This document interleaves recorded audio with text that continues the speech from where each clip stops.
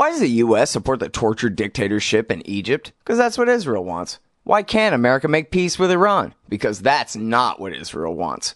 And why do we veto every attempt to shut down illegal settlements on the West Bank? Because it's what Israel wants. Seeing a pattern here? Sick of it yet? It's time to put America first. Support the Council for the National Interest at councilforthenationalinterest.org and push back against the Israel lobby and their sock puppets in Washington, D.C. That's councilforthenationalinterest.org.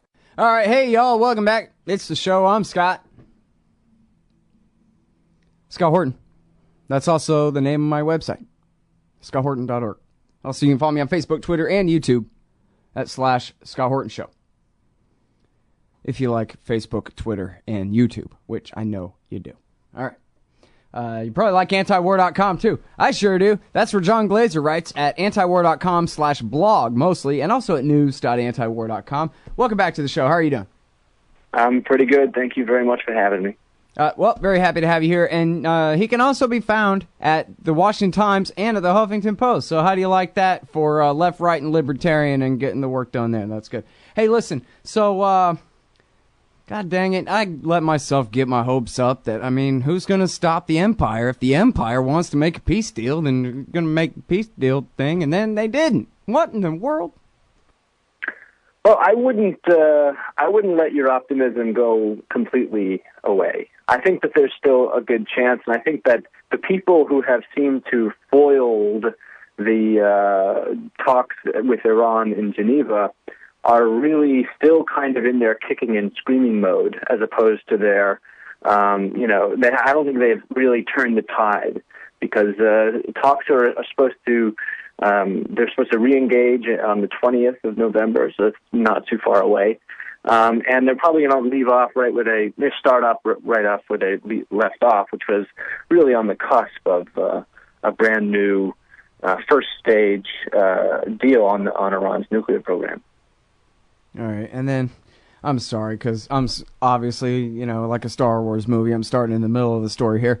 The deal is that there's a big fake controversy over Iran's civilian nuclear program because, I guess, the Israelis pee in their pants anytime anybody says the word nuclear around them or some corrupt, stupid reason like that. And so the Americans have been trying to work this deal with the Iranians where they will just extra super verify the non-diversion of declared nuclear material, whereas now they're just plain old regular verifying it. Is that about the sum of the thing? Well, yeah.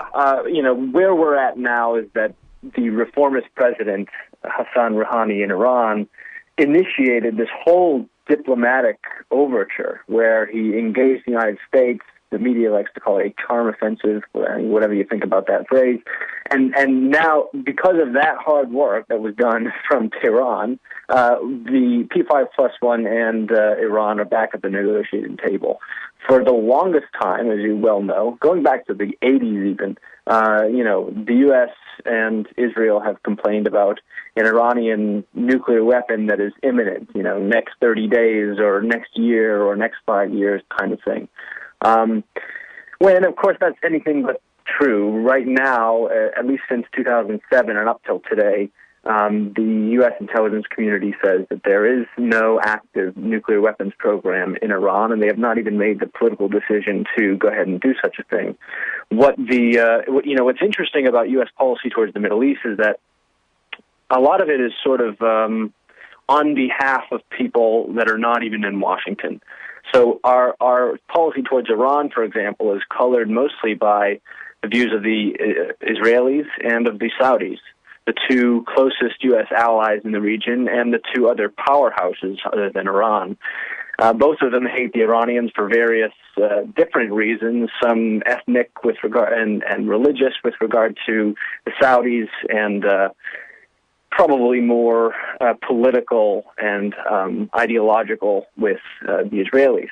But both of them are, hyperventilate at the thought that Iran can, domestically produce its own nuclear program, civilian nuclear program. And so these fears are hyped and hyped and hyped, as you know.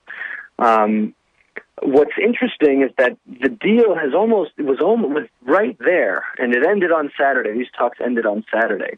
And the most unexpected thing happened, which is that the United States, which is typically the most hawkish of the P5+1, wasn't the one to foil or derail the negotiations, and it wasn't Iran.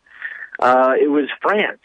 The no, let's not go into Iraq, France, with the socialist president right now, Hollande, who has taken a very rightward turn in terms of his foreign policy.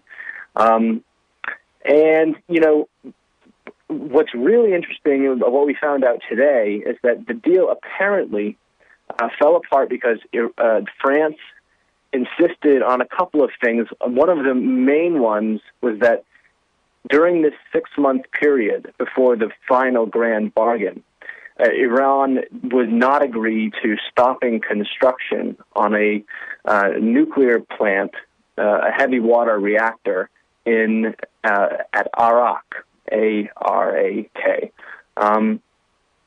What's strange is that's odd that was the thing that seemed to have foiled it. That was France's main objection, because today, what we found out in the Washington Post is that today Iran signed a new accord with the IAEA, the UN's nuclear watchdog, and one of the provisions of that accord is that they open up their Arak reactor site to greater inspections.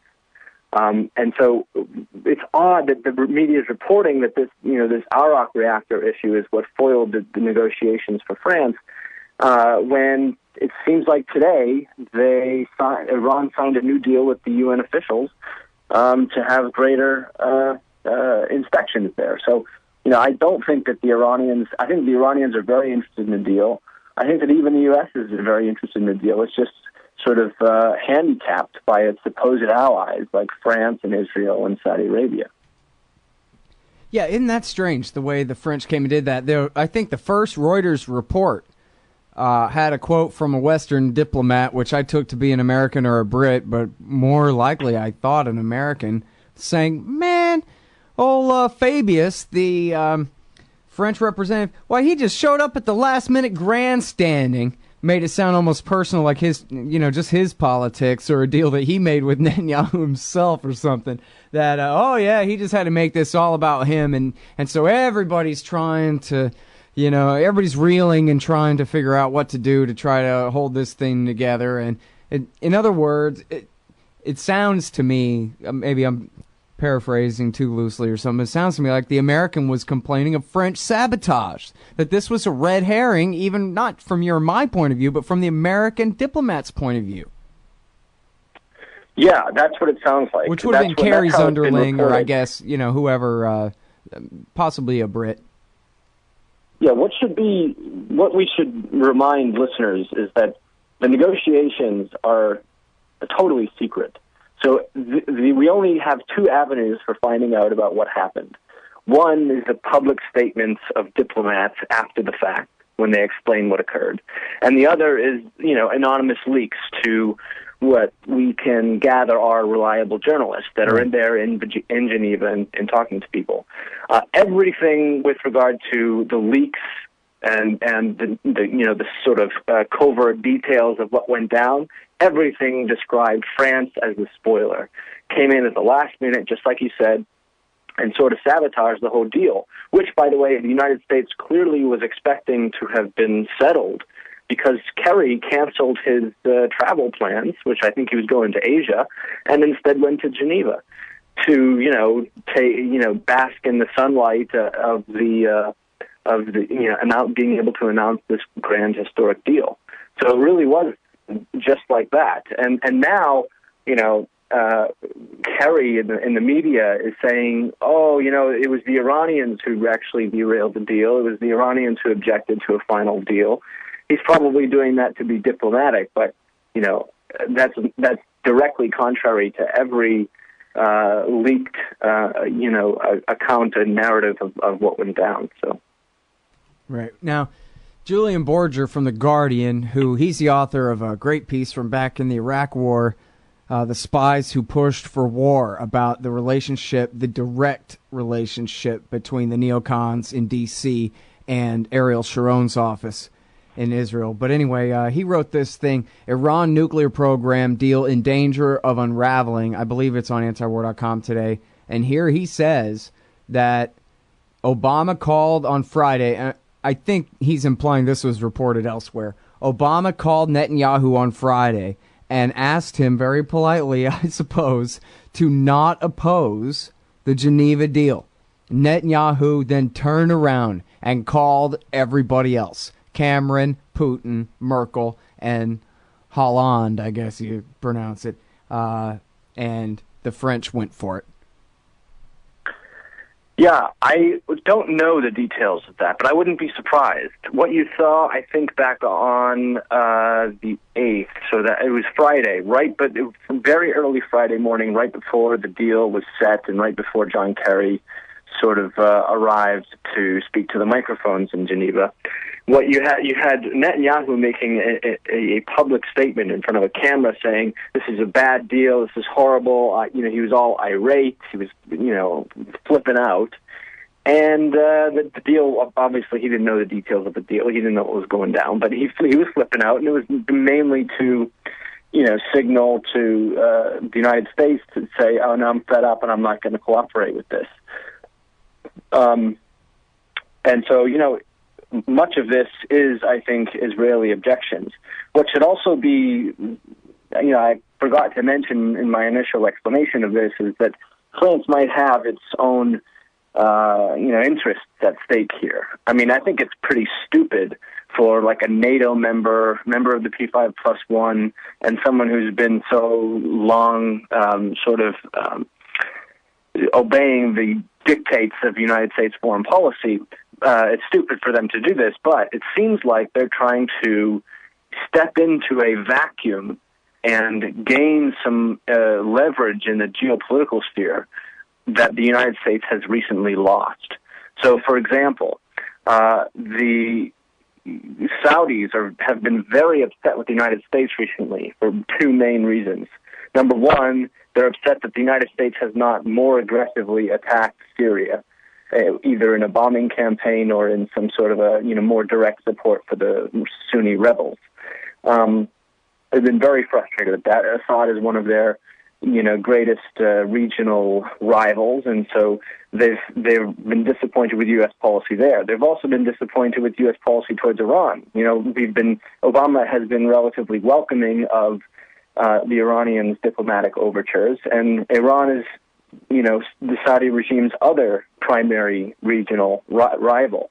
And so they're very upset that this possible détente could occur, which would, by the way, if a deal was actually set and, it included all of the details that have been reported, as well as a lifting of sanctions, and as well as, a statement from the international community that Iran's nuclear program is legitimate and they can produce civilian nuclear program, legitimately. That would add a whole, legitimacy to the Iranian program, and therefore, Saudi Arabia and Israel would not have any legitimacy, or would have even less legitimacy, there wasn't any to begin with, to go ahead and bomb or try to sabotage the Iranian regime in some other way, which is they've long wanted to do. And so France has actually signed, weapons deals recently with Saudi Arabia. In August, they signed a $1.3 billion defense contract with Saudi Arabia, which is, a significant increase from their usual. And, I think that France might be trying to capitalize on the dissatisfaction of Israel and Saudi Arabia and sort of gain a foothold in the Middle East. I think it's pretty stupid. I think it's short-sighted. But that's the only thing that I can really, that's the hard stuff of what can kind of explain France's actions here. Well, now, what about the possibility that John Kerry is not a liar and that actually he coordinated the whole thing with the French and completely agrees with them that what they ought to do is object and be completely impossible here? I mean, the obvious interpretation is, well, he's just being very diplomatic and saying that through gritted teeth. But then again, why not? He did go to the French and say, hey, guys, hold me back and throw a wrench in here so that I can't make this deal today. Or maybe he didn't mind so much when they decided they wanted to throw a wrench. That, oh, good, an opportunity to screw this up. I mean, we are talking about John Kerry for crying out loud. I find it highly doubtful that the United States policy would be to have someone else in the P5+1 appear to take leadership on Iran, while they have, for the past 3 months or so, seemed to have given legitimacy to Iran's diplomatic overtures. Right. And I think the Obama administration has expended a certain amount of political capital with attacks from the right and even from their own, fellow Democrats in Congress for welcoming, however, skeptically, the Iranian overtures. And so I doubt that they would put themselves out on that limb and then, covertly suggest to the French that, hey, why don't you foil this whole deal that we've rested our diplomatic legitimacy on. Yeah. I think it takes a lot, especially for a warmongering state like the United States, to, go ahead and say, okay, we're gonna pursue diplomatic negotiations with a state that we have been basically in a quiet war with for 30 years. It takes a lot for them to do that, and I don't think they would have done that. They probably, if they intended to have France foil the deal at the very last second, they would have done it in a different way. They would have, Obama wouldn't have called Rouhani last month, or they would have told Iran at the very beginning when Rouhani spoke at the UN, no, we don't buy any of this, and you're a wolf in sheep's clothing and all this kind of stuff. They would have been hardcore and hardlining from the very beginning. So I doubt that that's really possible. Yeah, I kind of meant to build into my question, if they had reason to change their mind, if Netanyahu maybe had given them reason to have to change their mind at the last minute or something. But anyway, you're probably right. But it just goes to show, I think it's more likely, that it just goes to show the typical situation that's not usually highlighted in this way, and that is that, there's a big difference between American interests and Israeli ones, and how the Israelis won't hesitate 1 minute to sell America out for what they think is their separate best interests from ours. And so we ought to no longer let anybody get away with the lie that whatever is good for them is good for us, and no daylight and all of this stuff, because here's the perfect example of... Yeah, the Israelis use U.S. support and play America like a fiddle, whenever they get the chance. I mean, the cost in terms of, if you just think about it in a cold, calculating, realist way, in terms of American interests, the cost to U.S. interests that are borne by the Israeli alliance are immense, and I can't really come up with a lot of benefits. With regard to Iran, what Israel is really doing, one of the main reasons that, Iran is, as a big bad boogeyman, is so important to Israel, is because it totally distracts the world from the much more pressing issue of the Palestinian issue. Mm-hmm. Netanyahu gets to scream about his compromised security and poor Israel, we're surrounded by evil, and so on and so forth. And so a lot of the diplomatic negotiations with the United States and with their other allies and with, the European Union or all this is centered on this big bad boogeyman in Iran and this, their impending nuclear capability and all this stuff, as if there's even the remotest possibility that Iran would ever use a nuclear weapon on a first strike against Israel, or even attack it. I mean, they're just too weak in military power to even consider that. They'd have to be insane, which they aren't. And so, this issue of Iran is blown up into a big fat balloon, and there's incredible threat inflation.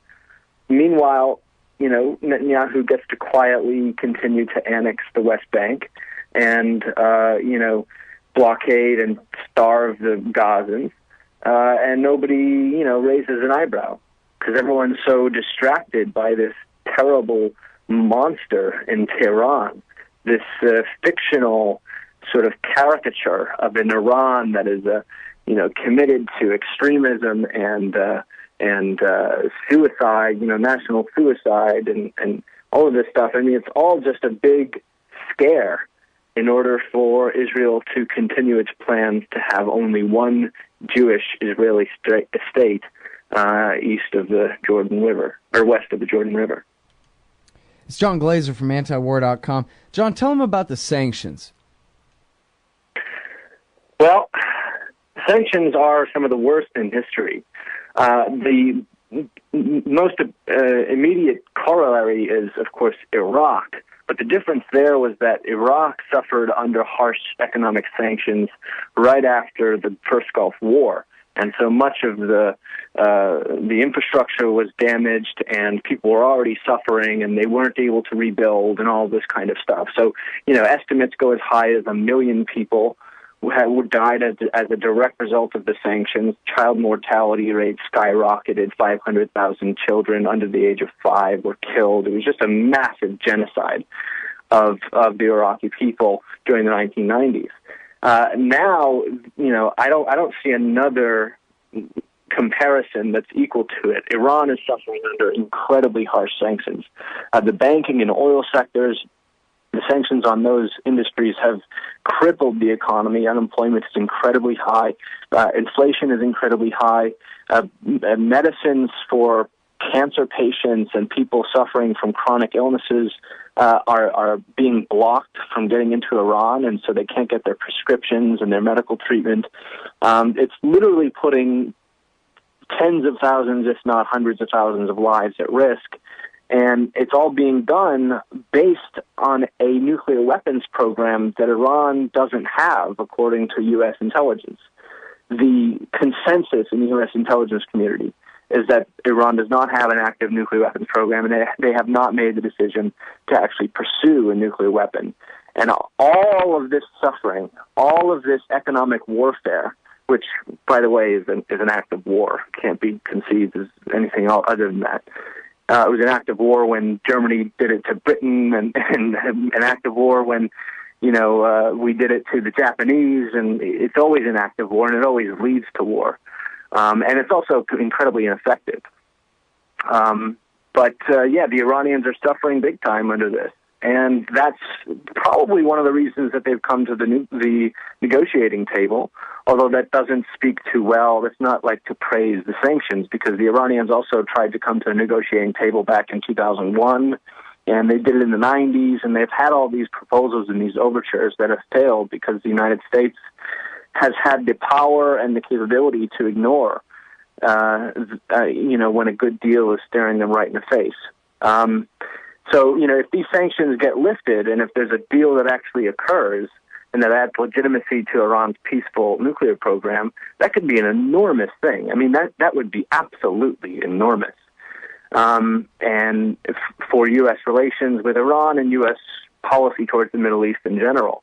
But I think that the people who really want U.S. policy to stay the same and to continue to be belligerent and to continue to be the way it has been since World War II, people in Israel and people in Saudi Arabia in particular, they want to foil this deal. Yeah. It's a giant threat to them that in the same way that, the U.S.-Russian deal to have the Assad regime take his chemical weapons and destroy them, in some sense, that gave some legitimacy to the Assad regime because they have to cooperate in this elimination of the chemical weapons, right? So that gave legitimacy to them, and anything the U.S. did from that point on to try and deliberately and obviously topple the regime would have been seen as just, beyond the pale.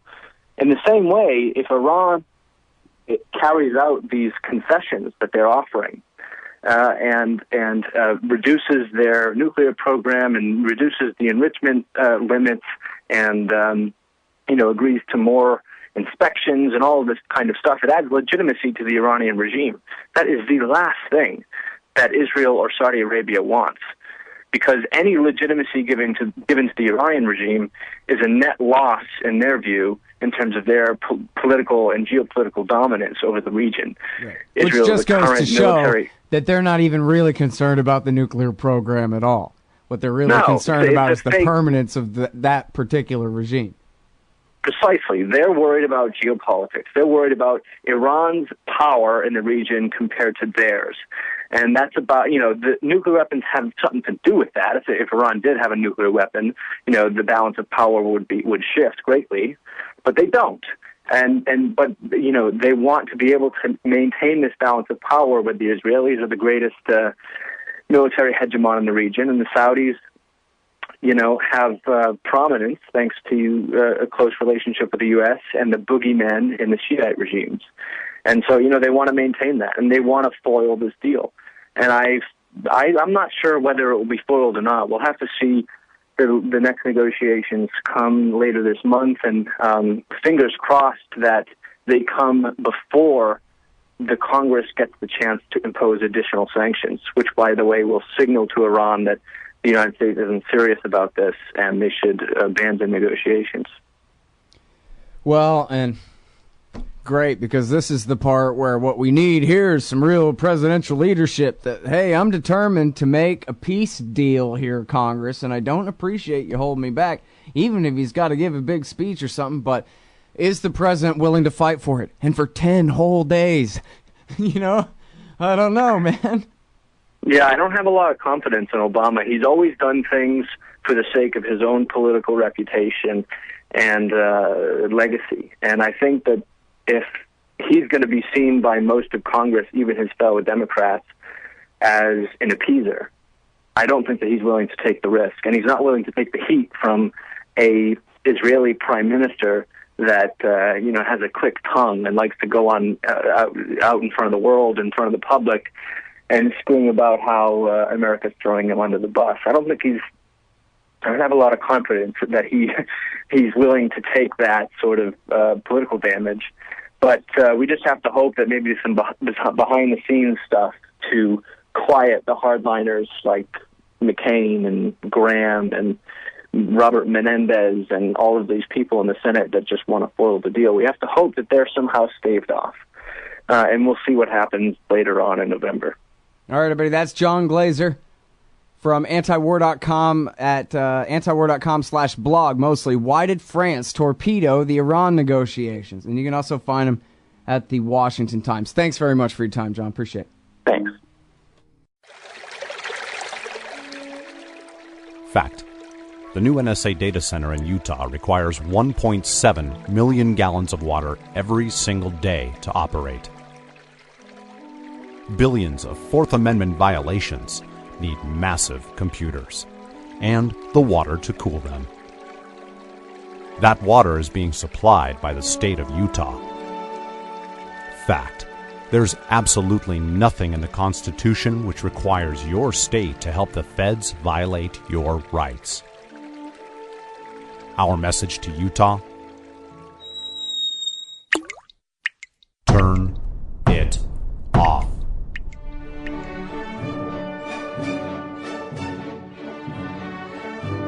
No water equals no NSA data center. Visit offnow.org.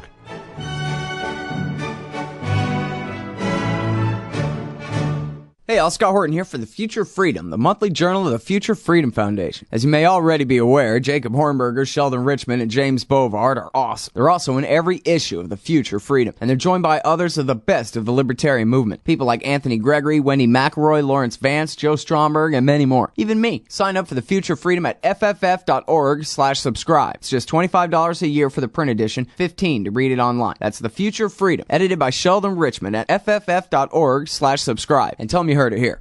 Hey, I'll Scott Horton here to talk to you about this great new book by Michael Swanson, The War State, the Cold War Origins of the Military-Industrial Complex and the Power Elite. In the book, Swanson explains what the revolution was, the rise of empire, and the permanent military economy, and all from a free market libertarian perspective. Jacob Hornberger, founder and president of the Future Freedom Foundation, says the book is absolutely awesome, and that Swanson's perspectives on the Cold War and the Cuban Missile Crisis are among the best I've read. The poll numbers say that people agree on one thing. It's that America is on the wrong track. In The War State, Swanson gets to the bottom of what's ailing our society. Empire, the permanent national security bureaucracy that runs it, and the mountain of debt that has enabled our descent down this dark road. The War State could well be the book that finally brings this reality to the level of mainstream consensus. America can be saved from its government and its arms dealers. First, get the facts. Get The War State by Michael Swanson, available at your local bookseller and at Amazon.com. Or just click on the book in the right margin at scotthorton.org. Hey, all, Scott here, hawking stickers for the back of your truck. They've got some great ones at libertystickers.com. Get your son killed, Jeb Bush 2016. FDR, no longer the worst president in American history. The National Security Agency, blackmailing your congressman since 1952. And USA, sometimes we back Al Qaeda, sometimes we don't. And there's over 1,000 other great ones on the wars, police, state, elections, the Federal Reserve, and more at libertystickers.com. They'll take care of all your custom printing for your band or your business at thebumpersticker.com. libertystickers.com. Everyone else's stickers suck. Hey, all, Scott here, inviting you to check out Modern Times Magazine at moderntimesmagazine.com. It's a great little independent publication out of Phoenix, Arizona, featuring unique views on economics, politics, foreign policy, sports, and music, with great art scene coverage and fiction writing as well. That's Modern Times Magazine at moderntimesmagazine.com.